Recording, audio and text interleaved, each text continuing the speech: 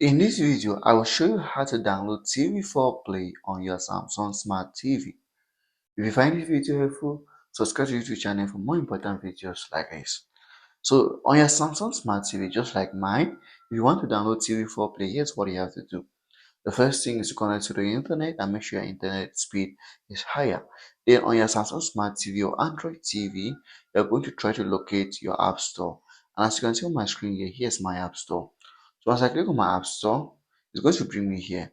Now the simplest way to search the application is to come over to search and type in TV4 Play, or if you want to go for quick search, just come over to your home and then come over to applications, and then on video application you're going to go over here, and here's the application TV4 Play.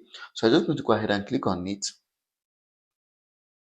and then you are going to click on the download button, and the application is going to be downloaded straight to your Samsung Smart TV. So here's how to download TV4 Play on your Samsung Smart TV. Like and subscribe to the channel if you find this video helpful.